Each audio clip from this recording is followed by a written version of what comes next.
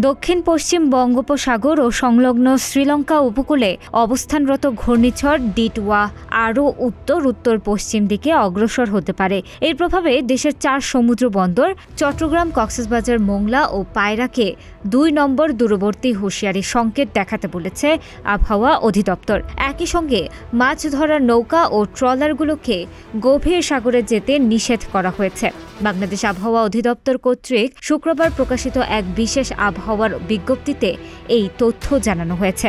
আবহাওয়া অধিদপ্তরের তথ্য অনুযায়ী ঘূর্ণিঝড় ডিটওয়া বর্তমানে শ্রীলঙ্কা উপকূল ও তৎসংলগ্ন দক্ষিণ পশ্চিম বঙ্গোপসাগর এলাকায় অবস্থান করছে।